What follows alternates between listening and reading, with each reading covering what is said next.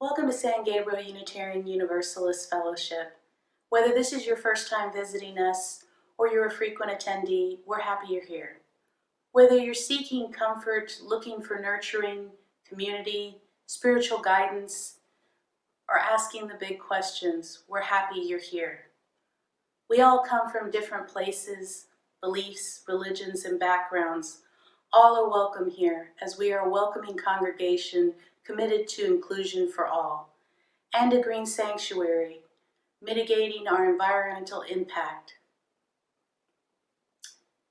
Feel free to visit our website at sangabrieluu.org and find out more about us. Whatever your reason for joining us today, we're happy you're here.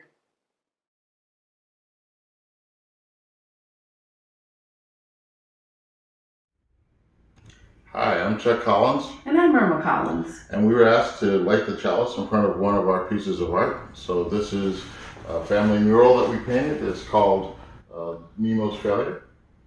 And we painted it in our living room. Okay, so now it's time to light our chalice. Lighting the Chalice by Brian Kelly. In times of darkness, we stumble toward the tiny flame. In times of cold, we seek the warming fire. In times of repression, we reach for the lamp of truth. In times of loss, we pray for the comforting light. In times of joy, we light a candle of celebration. Spirit of life, we kindle this light. Help us to find what we need this day.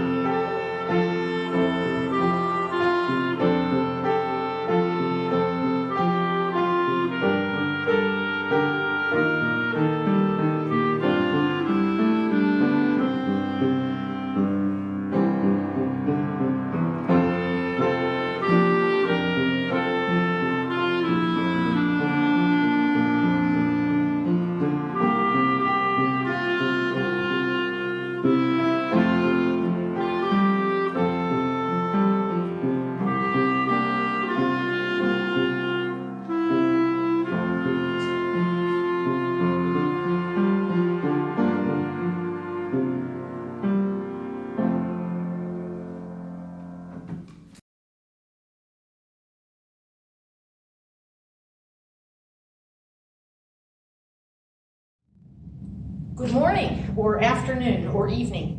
Whatever time of day you might be watching this video, welcome. I am Reverend Sandra Ingham, interim minister here at SGUUF. That would be Gabriel, Unitarian Universalist Fellowship. Over the last few weeks, I have been talking about the art of sustainability. What keeps us going? What sustains us enough to get us moving each day in a time of despair and fear and confusion? What sustains us as individuals? What sustains us as a faith community, this institution that we call SGUUF? Today I will talk about what sustains us in the wider community, the specific place where we live, Georgetown, Texas, and the world beyond Texas, beyond the United States, the entire world. I have titled these reflections, How Wide, How Long? The opening words were written by Alicia Ford, and she titled them, When We Pause to Remember. When we pause to remember who we are, companions on this grand experiment called life, when we take a moment to shed the ways we have been carefully taught to lead from fear, to punish the poor, to persecute those who don't look like we do, to deny rights to those who love, to believe that we are separate, that some people are superior to others. When we take a moment to shed all of that and hear our stories, hear and see each other into existence, into community, when we take a moment to embrace, to practice a different way of being, when we answer the call of love, then we are living into the promise of building the world we dream about. It's beautiful to dream, to cast a vision, to stretch our minds into the future and imagine what may be if we were to build a new way of being, not someday, but beginning again today. Beginning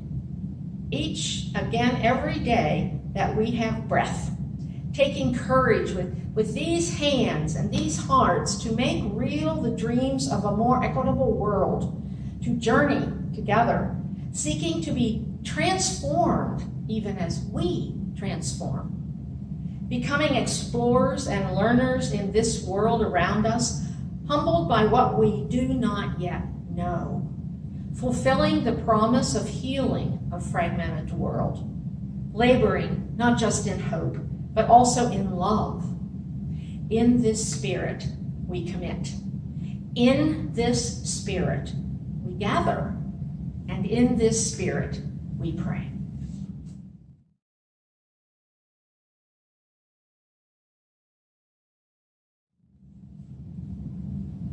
The affirmation will be sung today.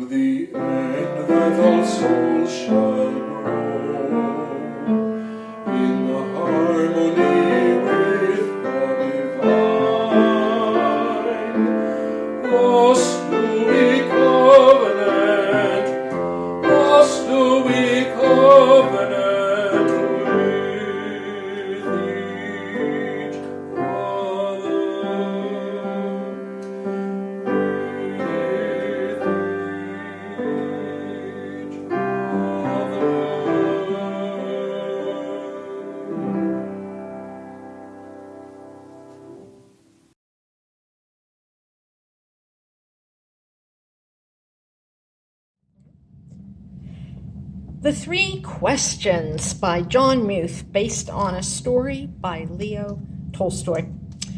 There once was a boy named Nikolai who sometimes felt uncertain about the right way to act. I want to be a good person, he told his friends, but I don't always know the best way to do that. Nikolai's friends understood, and they wanted to help him. If only I could find the answers to my 3 questions, Nikolai continued, then I would always know what to do. When is the best time to do things? Who is the most important one? What is the right thing to do?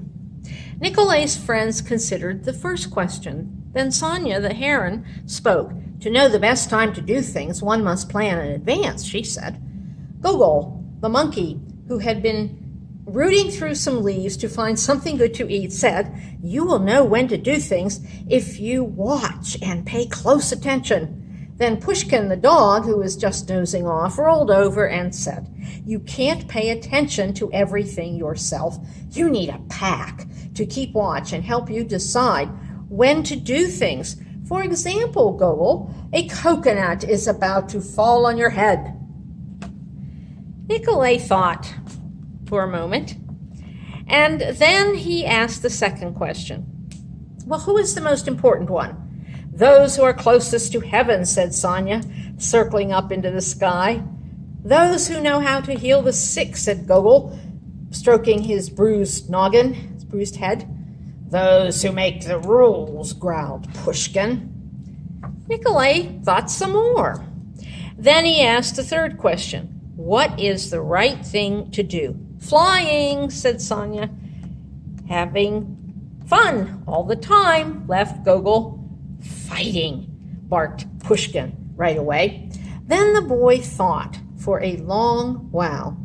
He loved his friends.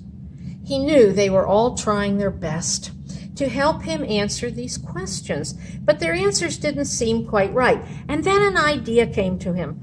I know, he thought, I will ask Leo the turtle. He has lived a very long time. Surely he will know the answers to the questions that I have. Nikolai hiked high up into the mountains where the old turtle lived all alone. And when Nikolai arrived, he found Leo digging a garden. The turtle was old and digging was hard for him. I have 3 questions, and I came to ask your help, Nikolai said. When is the best time to do things? Who is the most important one? And what is the right thing to do? Leo listened carefully, but he only smiled, and then he went on with his digging. You must be tired, Nikolai said at last. Let me help you. And the turtle gave him his shovel and thanked him. And because it was easier for a young boy to dig than it was for an old turtle, Nikolai kept on digging until the rows were finished. But just as he finished, the wind blew wildly and rain burst from darkened clouds. As they moved toward the cottage for shelter, Nikolai suddenly heard a cry for help. Running down the path, he found a panda whose leg had been injured by a fallen tree. Oh, dear. Carefully, Nikolai carried her into Leo's house and made a splint for her leg with a stick of bamboo. The storm raged on, banging at the doors and the windows. The panda woke up. Where am I? She said. And where's my child? The boy ran out of the cottage and down the path. The roar of the storm was deafening, pushing against the howling wind and the drenching rain. He ran farther into the forest, and there he found the panda's child, cold and shivering on the ground. The little panda was wet and scared, but alive. Nikolai carried her inside and made her warm and dry, and then he laid her in her mother's arms. Leo smiled when he saw what the boy had done. The next morning, the sun was warm, birds sang, and all was well with the world. The panda's leg was healing nicely, and she thanked Nikolai for saving her and her baby from the storm. At that moment, Sonia, Vogel, and Pushkin arrived to make sure everyone was all right. Nikolai felt great peace within himself. He had wonderful friends, and he had saved the panda and her child. But he also felt disappointed. He still had not found the answers to his 3 questions, so he asked Leo one more time. The old turtle looked at the boy. "But your questions have been answered," he said. "They have?" asked the boy. "Yesterday, if you had not stayed to help me dig my garden, you wouldn't have heard the panda's cries for help in the storm. Therefore, the most important time was the time you spent digging in the garden. And the most important one at that moment was me. And the most important thing to do was to help me with my garden. Later, when you found the injured panda, the most important time was the time you spent mending her leg and saving her child. The most important ones were the panda and her baby. And the most important thing to do was to take care of them and make them safe. Remember then that there is only one important time, and that time is now. The most important one is always the one you are with, and the most important thing is to do good for the one who is standing at your side. For these, my dear boy, are the answers to what is most important in this world. That is why we are here. And that is the end of the story. Today's musical interlude will be performed by the Fellowship Choir, directed by Susan Rogers, singing Dona Nobis Pacem. Because we obviously cannot pass the offering plate, literally, during these times, there may be information about giving on your screens now during this musical interlude, and then again during the postlude. Dona nobis pacem, pacem. Dona nobis pacem. Dona nobis pacem. Dona nobis pacem. Dona nobis pacem. Dona nobis pacem. Dona nobis pacem, pacem. Dona nobis pacem. Dona nobis pacem, pacem. Dona nobis pacem. Dona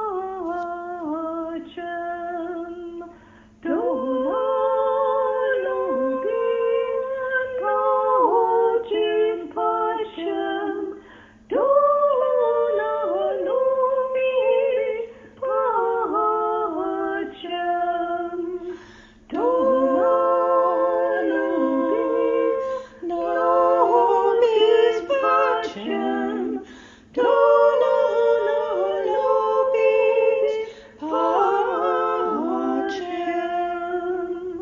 Dona nobis pacem, pacem. Dona nobis pacem. Dona nobis pacem. Dona nobis pacem. Dona nobis pacem, pacem. Dona nobis pacem. Dona nobis pacem, pacem. Dona nobis pacem. Dona nobis pacem, pacem. Dona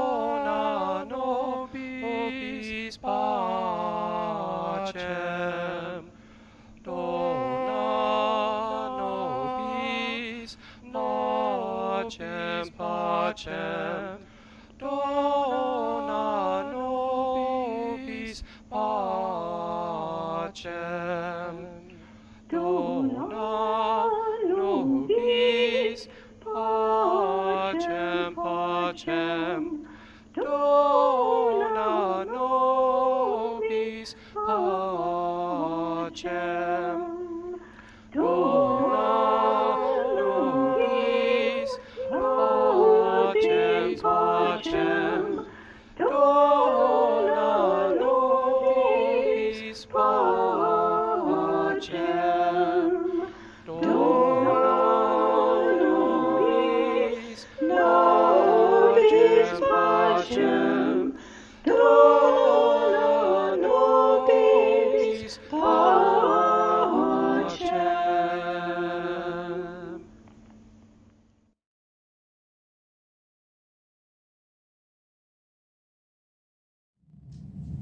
Thank you, choir. That is a work that always brings tears to my eyes, but it also calms me, something that we very much need in these difficult times. I invite everyone to take a few moments now to center yourselves in silence, followed by a breathing meditation.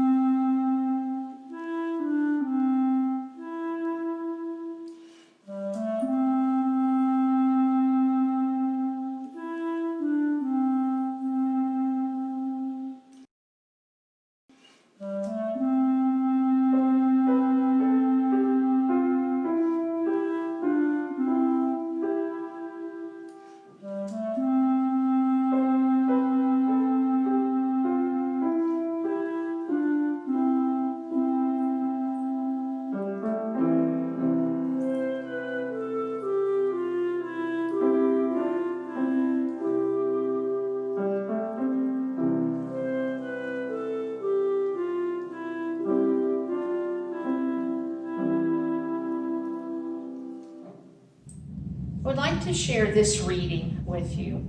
It's titled Not Enough Candles, and it was written by Sean Neil Barron. There are not enough candles in the world, not if we lit one each time death came to knock, for each man gunned down, for each trans person attacked, for each woman left battered, for each child caught in the crossfire, for every family starved by sanctions, for every militant massacred.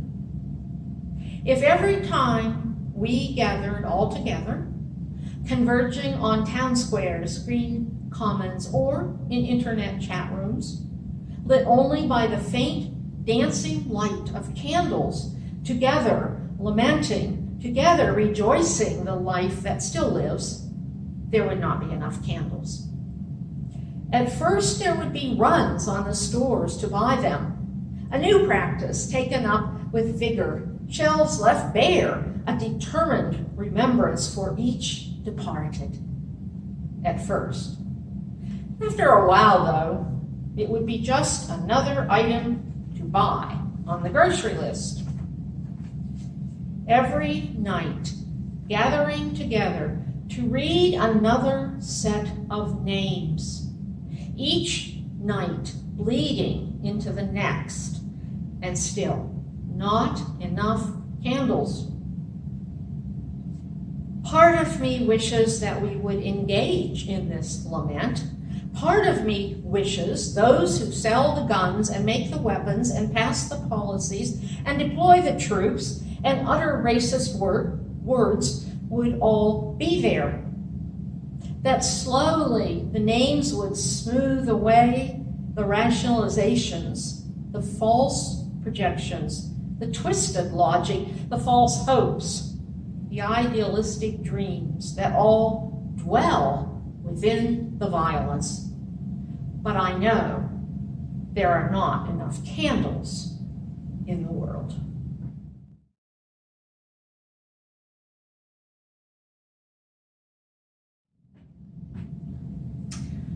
How wide? How long? The world that I envision will not only have enough candles to mark the deaths from violence in this country, but will be a world where humanity will need very few candles and rationalizations for mindless, needless deaths, because deaths like that will almost never occur in my ideal world. The title of today's reflections should probably have been, How Wide for How Long? How wide for how long? Just so you would know that my reference to length was to time, not the size of a window. How do we sustain this moment in the history of this country? How do we sustain the energy generated by the many ongoing anti-racist protests and the multitude of peace demonstrations? How do we embrace Black Lives Matter for the next week, the next month, the next year, the next decades, for forever? How do we sustain the momentum needed to end the reality of two Americas? When we are referring to our individual lives, there are many, many things that sustain us. We have lost, temporarily or not, we don't know, but we have lost some of these sustainers. Normally, in that other lifetime, for example, I would most likely be in northern Minnesota right now. I work hard to make sure that I still have important sustainers to help me through these times. This past week, I read an article about Toni Morrison. I laughed out loud when she told me, or she didn't tell me, she told the interviewer that when she is not writing or teaching, she likes to watch Law and Order and Waking the Dead, crime shows that offer what she described as mild engagement with a satisfying structure of redemption. Great, I thought, because mindless television shows are something that sustain me. And now I can feel perfectly justified in watching them. I mean, if Toni Morrison can do that and admit to it. The first reflection that I shared with you about 3 weeks ago, I think, about sustainability was mostly personal and even quirky, because we each have our own ways of facing the day. Dark chocolate is also very high on my list. My next reflection about sustainability, the one that I shared last week, emphasized, or tried to, what sustains us within this faith community we call the San Gabriel Unitarian Universalist Fellowship. I used the metaphor of dancing in those remarks. This journey of life that we are on is like a dance. It is a dance. The closing song last week was Let It Be a Dance, we do. That knowledge of life as a dance, the give, the take, the rhythm, is one way we can sustain ourselves in community. Even dancers get tired, however. There's a classic Peanuts cartoon where Lucy comes along and she sees Snoopy doing a joyful dance. I mean, the graphics are fantastic. And she says, "You've been dancing almost all day. If you knew how much sadness there is in this world, you wouldn't be dancing." Snoopy suddenly stops dancing and sits down. "Lucy, I'm glad you came to your senses." "Snoopy, wasn't that? My feet were beginning to hurt." Snoopy knows how to live with ambiguity. Learning to live with ambiguity is learning to live with how life really is, full of complexities and strange surprises. That is a quote by James Hollis via Chuck Collins, and is another way of saying that we have to learn to be comfortable with paradox. We will be sustained by accepting paradox instead of resisting it. Paradox means many things, including seeing the discord, the disconnect between life as it is and life as we want it to be. When I talked about paradox last week, I used an ancient poem called Thunder, Complete Mind, to illustrate what kind of paradox I was trying to explain. The author is unknown, but was most likely feminine. Elaine Pagels translated the Greek original of this poem to thunder, complete mind, rather than thunder, perfect mind, because, as Pagels said, a complete mind is more capable of embracing paradox. One of my main goals last week in using that poem, which is difficult to comprehend, was to have us consider both the word and the concept of religion. I wanted to emphasize that religion sustains us in this faith community, however odd that statement might sound. I want us to break away from the usual definitions and understandings of religion, though. This is not the kind of religion that many of us grew up with. Not your grandfather's religion or your grandmother's. I want us to understand religion as something way broader, way older, and way more important than we had previously imagined. There is a deeper wisdom than that which Western culture has traditionally shared with us and allowed us to use. You may remember the story that I told from author, teacher, researcher Elaine Pagels' book, Why Religion? She went through major losses in her life, and during a certain time period, she had a dream or a vision of ropes, connecting everyone in the world throughout time. Later, Pagels would learn that the web that she envisioned, many traditions believe that in that web, and that the web connects us all, and they often depict the web as being woven from something more delicate than heavy rope, and with gaps hardly visible at all, much closer together than were in Pagels' vision. You know those images, most of you, I think. They're often likened to a spider's web.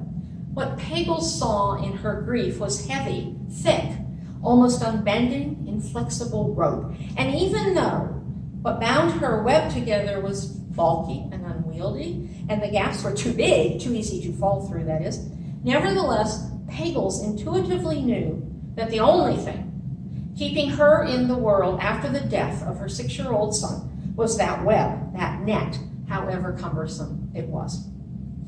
We are not only one humanity, but each of us is connected to all of humanity. As stated in our 7th principle, we, the member congregations of the Unitarian Universalist Association, covenant to affirm and promote respect for the interdependent web of all existence of which we are a part. Well, that's kind of a surfacey statement. Fully grasping this principle will touch on the mystical, mysterious element of human life. And as your understanding of this principle progresses, you may begin to grasp that at a deeper, much deeper level, it means we are connected not only to each other in this lifetime, but to all of humanity in whatever time or place. If you can sense even a tiny bit of this enormity and this radical new way of thinking, your compassion will expand in ways that you never imagined. You will look at each other in radically different light, with a lens that you did not even realize existed. I have been pondering the place of hate in all of this. After one of you in our Sunday time together said that you were concerned about hate in your soul during these difficult times, and others echoed that, including myself. Well, I don't have the answer to this yet, I may never have it. I will probably do some reflections on it at some point, but for now, maybe thinking about the deeper levels of the interconnectedness will help, and maybe thinking about today's opening hymn can be somewhat useful. When I am frightened, will you reassure me? When I'm uncertain, will you hold my hand? Apply the words of that song to the countless stories about the dissenters. All those people who came before us, some of them are still with us. We can have a goal of a time when we will have enough candles. That's a good goal. Right now, though, we can be sustained by knowing that we have enough stories. We have enough stories about people fighting for equality, people speaking truth to power, that we don't have to worry about running out of them. Many of them have not even been told yet, especially the stories of people of color. They have been told, but usually not to those of us with white skin. I majored in history as an undergraduate in college. Basically, I heard only one narrative, though. The white male, straight white male one. I only got brief snippets out of all those 4 years of college, of other, not to mention high school, of other versions of reality. Where were the people of color? Where were the women? There weren't women's studies programs yet, or Black history departments, and forget anything related to any kind of LGBTQI narratives or stories. Those weren't even on the radar of most educators. The most recent edition, or one of the most recent editions of the New Yorker magazine, was entirely about voices of American dissent. Many of you, I hope, have heard of Ida B. Wells, a Black woman who lived from 1862 to 1931, and you might know that she was a journalist. Did you know that she was an unbelievable civil rights activist, especially after she got thrown off a train in 1897 because of the color of her skin? And then what made it worse for her was she took it to court to prove that this was illegal. Well, the courts tossed it out, of course. Ida B. Wells wrote about the horrors of lynching. Well-written, well-read, well-received works by Black people. Probably most of us have never heard of some of these writings from Ida B. Wells. And to think that she did this in the late 1800s and then into the 1900s. How about Josephine Baker? I'll bet some of you have heard of Josephine Baker. She lived from 1906 to 1975. A Black woman, first Black woman, to star in a major motion picture. It was a silent film, Siren of the Tropics, in 1927. She gave up her U.S. citizen and became a naturalized French citizen. You might not know that part, and I'll bet a lot of you don't know that she helped the French resistance. The French military gave her the Croix de Guerre after World War II. In this country, Baker was a civil rights activist. Coretta Scott King, after Martin Luther King Jr. was murdered, offered Baker an unofficial leadership in the movement. Baker, after much thought, I think, and contemplation, declined. And then there are the contemporaries. Toni Morrison. I'm not going to say anything about Toni Morrison. You can read about her and read what she's written. How about the contemporary Marissa? She is a Filipino, a journalist and an activist in the Philippines. She was a CNN bureau chief there, and then with 3 other journalists in the Philippines, she sounded Rappler, which is sort of a Filipino CNN. Her life is threatened constantly, as are the lives of all journalists in the Philippines. And why? Because she keeps speaking out about the human rights abuses in the Philippines. If you want to hear a current voice of dissent, listen to the sermon that Alan Green gave at Metro Baptist Church in New York City on June 7th, 2020. Alan H. Green. Google it and you won't get to the right Green unless you use that middle initial, H. Alan H. Green is a black man, a Broadway and television actor. Yes, a lot of his television credits are from Law and Order. You're coming back around to the same things. And Alan H. Green happens to be a gay man. You will need a password, though, to watch his video. I will give you that password in my column in the next newsletter. Here is some of what I took away from Green's talk. People who say, I don't see color, or I'm not a racist, are more dangerous than the folks who use the N-word, he says. He says that we won't and we can't dismantle the system if we don't acknowledge that the system exists. Green tells a story about trying to get his license plate tags renewed. My license plate tags have expired, and I don't really think a whole lot about it, although I do have new ones now. I don't worry about it because of my privilege. You don't have to worry about this, Green is told over and over again as he starts on the journey to get up-to-date tags. The people at Jiffy Lube say, the people in the grocery store tell him, you don't have to worry about this. And he's in the grocery store to try to get the actual license plate tags. You don't have to worry about this. The courthouse is closed. No one's pulling over anyone for expired license plates. That is privilege, Alan Green tells us. Alan Green can't have a reason for the police to pull him over. He is a youngish black man. I don't give it a thought. Growing up in Baytown, Texas, he didn't know what he didn't know. Another reason, Green says, why people like to explain race away. They don't know any better. And you can't know something, he says, that you've never experienced. But the thing is, Green tells us, you need to know that you don't know. It's okay that you don't know.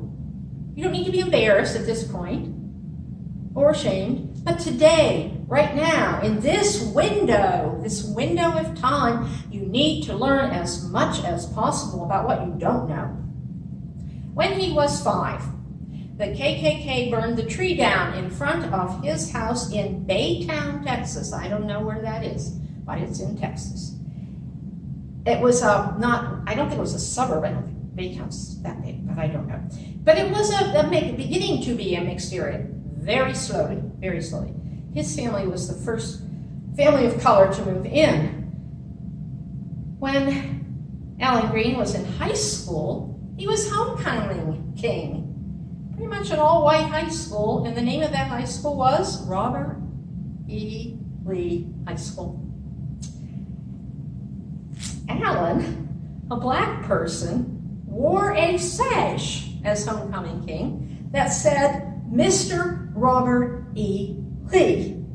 But he, Green, would have told you that no, racism wasn't a problem for him, even though, and he has a lot of even though recollections. Even though when he was in junior high, one of his white friends said, your sister is pretty for a black girl. And he, Green, said, thank you. But he also would have said, had you asked him at this particular point in his life, that no, he wasn't oppressed, even though he was the object of the oppression. Please try to watch this video as part of your self-education.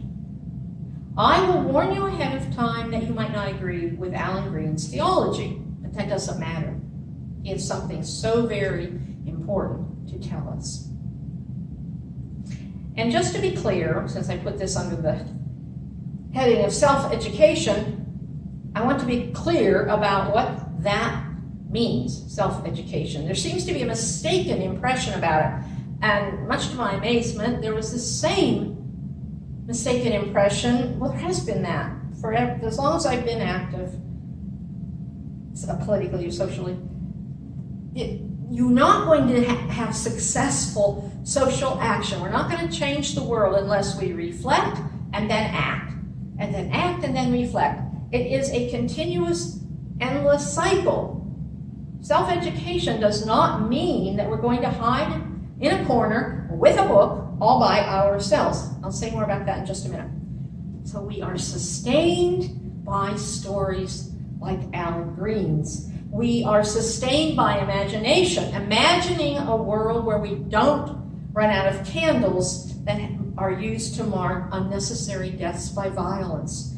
We are sustained every time we have the courage to speak truth to power, or by every time we hear about someone who has done that, like Alan Green. And every time we draw enough courage to face reality, to tell it like it is, we are sustained. Many people are speaking inspiring words these days, so I know that sometimes we have to be more intentional about finding them and then listening, really listening to them, but they're out there. We are sustained by humor, thus the Peanuts cartoon. We are sustained by stories, by curiosity, by patience, and by impatience. The paradox of life. Do you feel something within you shattering, breaking, being realigned? I hope so. There's so much going on in the window. We should be getting realignments almost daily. This will sustain us in the work of the wider community, breaking the old ways of thinking. Remember, Alan Green told us that people cannot flippantly say, I don't see color. That doesn't help us. But we know people who do that. That is part of reality, the reality that we must keep confronting and repeating so that more and more people understand it. Last week in our time together, also known as Joys and Concerns, one of you wisely pointed out that the journey is what we have. The journey is all that we have. And this is another way of answering Tolstoy's, through John Muth's interpretation, the three questions in the story. In Time Together, the person was talking about an individual journey, which had entered a new phase, a difficult one. But one that she and her husband were bravely facing, and one in our prayers and thoughts as they faced it. That is, we were all invited on and included in their journey. We are sustained by that kind of vulnerability and sharing. We are sustained by valuing ourselves as individuals. We are sustained by sharing our journeys and our stories. We are sustained by keeping what's happening in this window as simple as possible. Here is simplicity. Ask the three questions from the story. If you aren't sure about how you might go about keeping it simple. When is the best time to do things? Who is the most important one? What is the right thing to do? We are sustained within the knowledge that we are residing in an interdependent web which includes, in addition to humanity, everything else. We are sustained knowing that we are part of the earth. We will build a better land, a new place, remembering that the soul of the earth resides deep within our own souls, because our religion includes love of the earth. This is the kind of religion that will sustain us individually and in community. This is the kind of religion that will help us answer that eternal question asked by many, including including Viktor Frankl in that concentration camp during World War II. How do we go on? And he answered, you might remember this from last week, when our lives turn out different from what we expect, we have to do what life expects of us. Life. Life where the foundation is religion, is a dance. And this religion encompasses everything. Do you begin to get what that might mean? Do you begin to grasp the possibility of how much knowledge of the interdependent web encompasses?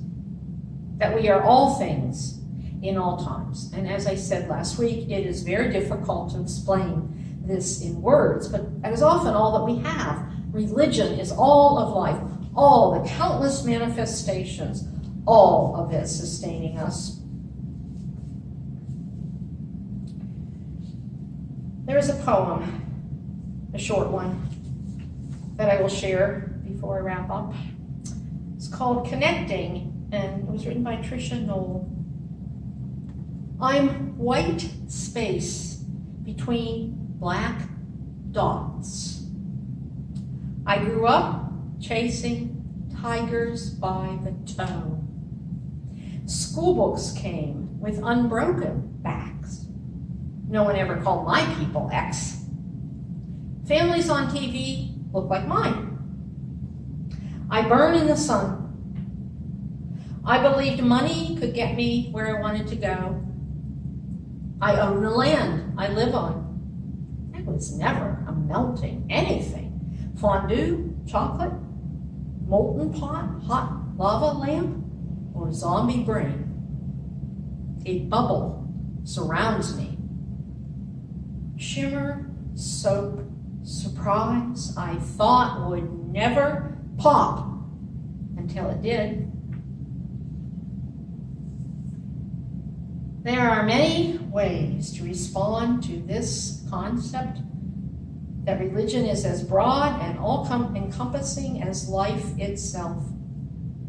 One important way is learning to recognize what is right in front of us, freeing us to see what must be done right now, what we need to do both as individuals and as a community. We need to get on with the tasks in front of us instead of trying to avoid the enormous reality of what we are being asked to do at this point in history. Oh, where have I heard that before? Oh yes, once more back to the story for all ages. When is the best time to do things? There is only one important time, and that time is now. Who is the most important one? The most important one is always the one you were with. What is the right thing to do? And the most important thing to do is the most important thing is to do good for the one that is standing by your side, or the ones who are standing by your side. And these are the answers to the most important things in the world. Using this formula, we can continue to make progress in building a land where justice shall roll down like waters, and peace like an ever-flowing stream. Come, build a land, my sisters and brothers, where justice runs down like the waters, and peace will be an ever-flowing river. And you can begin by singing the closing hymn, We'll Build a Land, just as loudly as you can.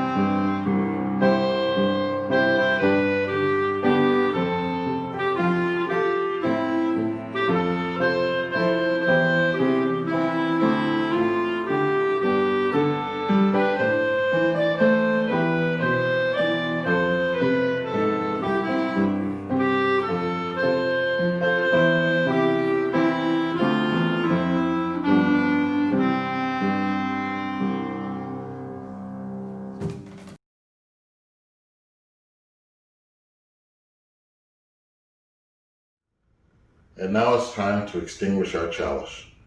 This is Extinguishing the Chalice by Martha Kirby Capo. Our time together is finished, but our work is not done. May our spirits be renewed and our resolve strengthened as we meet the challenges of the week to come. This chalice flame is extinguished until we ignite it again with a spark of communion.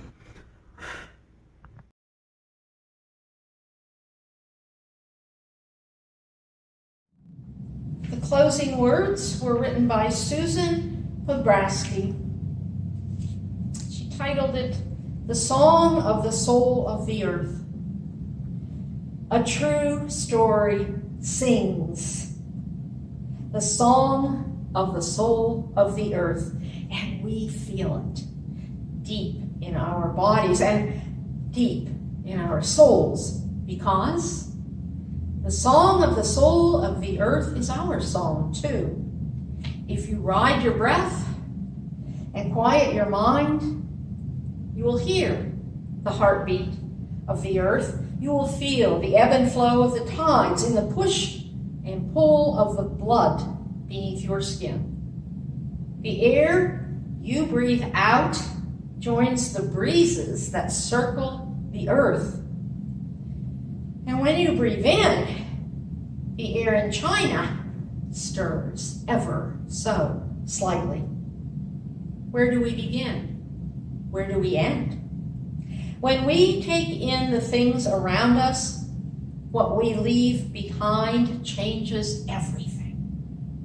A mindful moment sings the song of the soul of the earth, and we feel it deep in our bodies and deep in our souls, because the song of the soul of the earth is our song too. Blessed be. May it be so. Go in peace.